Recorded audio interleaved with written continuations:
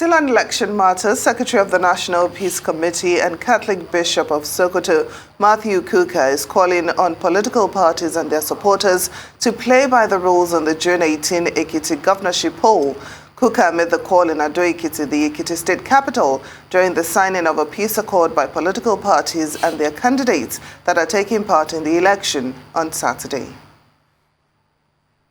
The 2022 Ekiti State Governorship election gets underway this Saturday, and with the signing of the peace accord by political parties and their candidates, the National Peace Committee appeals to the contenders to prioritize peace. We again appeal to all the political actors to ensure that they do not see the signing of the peace accord as a mere formality and a photo opportunity. May the friendship exhibited here follow you through the elections, and please note that at the National Peace Committee, we are exploring the possibilities of strengthening this accord so that those who sign it appreciate the weight, the consequences of their breaches. The electoral body continues to give assurances of a free, fair, credible and inclusive election. I wish to assure the Peace Committee of our commitment to transparent and credible elections. Working for the last 12 months, since June 2021, when we released the timetable for the Ekiti governorship election, it is inconceivable that INEC will undermine itself, especially on election day and beyond. I want to assure you all that the votes of the Ekiti people will count. Some of the candidates expressed confidence in the ability of the Independent National Electoral Commission to conduct a free and fair election, while some expressed concern on election security. I want to believe that having signed the accord, not for documentary sake, and having physical handshake with everyone, we hope for a better Ekiti and a peaceful one on Saturday. I'm just pleading with the military and paramilitary and those who are supposed to protect lives and property to be up and doing. This time is so sensitive. Everybody is scared, and we're just praying that the fear would not, scare the electorate away from the polling units. The Ekiti State election is the first governorship poll that the Independent National Electoral Commission will be conducting based on the provisions of the new Electoral Act 2022. Joining us now for more update on the forthcoming gubernatorial election holding this Saturday in Ekiti State is our correspondent Oba Adeoye, who is on ground in Adeoye, the state capital. Oba, thank you so much for joining us on Newsday. Tell us, what's the mood like and what are preparations like for the elections on Saturday? Yes, everywhere is busy right now. People are trying to put finishing touches to their preparation ahead of the Saturday, 18th of June, governorship election here in Ekiti State. You can see behind me, we still have activities. People are going about their daily activities, the way it has always been in obvious preparation for Saturday. All the stakeholders in this particular election are also getting prepared. A moment ago, we were at the INEC Secretariat here in Adeoye, where we saw beehive of activities there. The security operatives are working, putting finishing touches to their plans. Moments ago, right here on this street, we saw a group of policemen fully armed to the teeth, observing what is known as the show of force here in Adeoye. We also saw INEC officials going about their activities, trying to put finishing touches to it ahead of Saturday. Also, we have seen election observers here. The political parties are also very busy right now. All of them are trying to observe the grand finale of their campaign rallies ahead of the election, because according to the Electoral Act, today ends all political campaign activities ahead of Saturday, today being Thursday. All right, thank you for that, Oba. Can you speak to us on the level of security that is on ground, seeing as Ekiti has always historically been a hotbed when it comes to political activities and also the insecurity in the state? A couple weeks back, or a couple months back, the chief of air staff, Isiaka Amao, he said that there would be presence of the Air Force in Ado-Ekiti in order to mitigate any kind of violent situation. Can you speak to seeing any of these high-level security presence? Okay, I can confirm to you that all major security agencies who usually monitor elections like this in parts of Nigeria are present here in Ado-Ekiti, the state capital. And, you know, the police authorities told us some days back that more than 17,000 police personnel have been deployed for this election.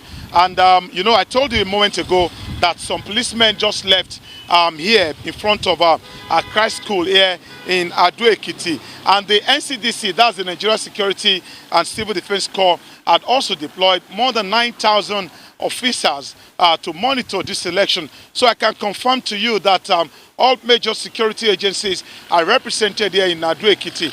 I can also see the Nigerian military.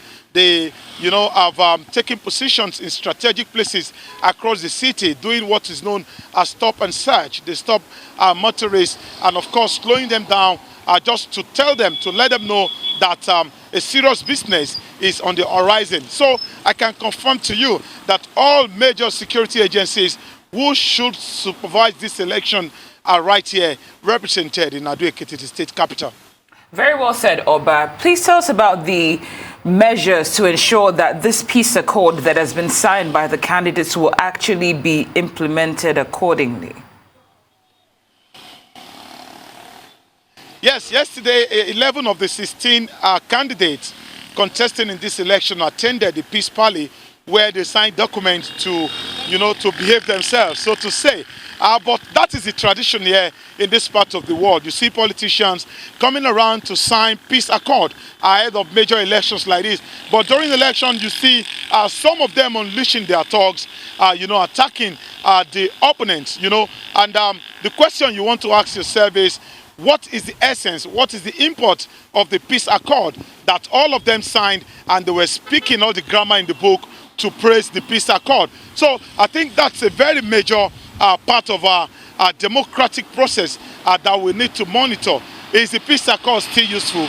Does it really have any effect on the election, so to say? Previous elections in this country have shown, have indicated that despite the signing of the peace accord by major political parties and their candidates, you still have to record violence during election day in this part of the world. I can tell you now that in the build-up to this particular election, report has it that 2 people were killed during clashes among political parties. And these same political parties are part of those 11 parties that signed the peace accord yesterday. The question to ask is that how peaceful is the peace accord after the signing of the peace accord? That's actually a very great question. I don't know where we're going to get that answer from. But from what we observed at the primaries, some political watchers are concerned that INEC and security forces are not doing enough to prevent financial inducement of voters. Are we likely to see any tough action, you know, to prevent that happening on Saturday? Yes, there have been advocacy, there have been sensitization going on among voters, you know, and of course even security agencies. A moment ago, right behind me here at Christ School in Ado-Ekiti, a group of youth corps members just left now. They were also here, you know, to get sensitized about how to comport themselves during the election and how to ensure that they are not financially induced during the election. But again, this is another major attribute of our political process in this part of the world. Everybody will talk about the need, you know, to stop financial inducement of, you know, election officials and, of course, the voters. But on election day, you get to see people giving out money. We saw one during the Anambra election, the last Anambra governorship election, where a vote of an electorate went for as high as 5,000 naira.